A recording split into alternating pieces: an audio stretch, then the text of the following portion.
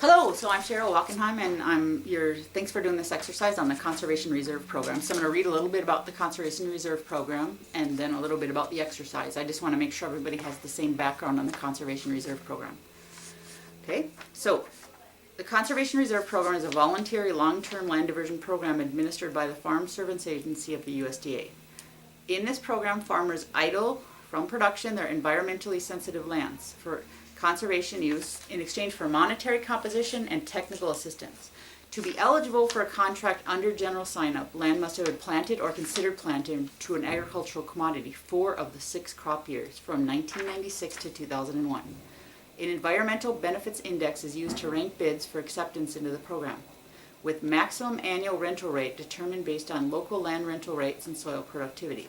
The index is calculated based on the land's existing stand, the establishment of the new permanent stand, what that permanent stand is, tree planting, hardwood and others, permanent wildlife habitat, non-easement for corridors and other, wildlife food plot, rare and declining habitat restoration, pollinator habitat, and the bid price.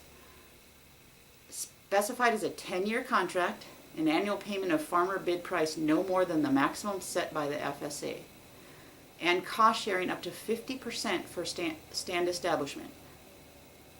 The FSA can also add up to 20% more on top of the rental rate for field, windbreaks, grass waterways, filter strips, and riparian buffers. Additional percentages can also be added to the amount for land maintenance, such as mowing and weed control.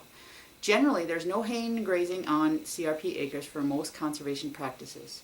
However, on a certain general CRP grass seedings, participants may be allowed a managed haying or grazing component if it is part of the conservation plan developed by the Natural Resource Conservation Service.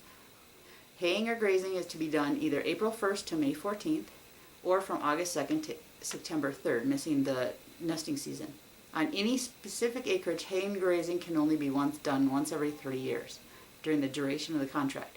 Producers who managed haying or grazing must also take a 25% payment reduction of their annual CRP payment. Managed haying and grazing must be requested and approved by the local FSA committee prior to the graying and hazing.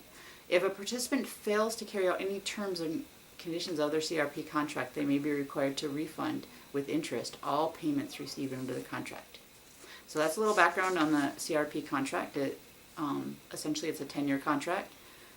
Grading and hazing is allowed with some type of stands, but not with other type of stands. And you bid your land into the contract, and the bids are accepted based on the bid price that you present and a number of other contributors to the environment. So now I'm going to ask you to do an exercise, and essentially I'm going to talk to you about this very briefly, and then I'm going to show you some examples.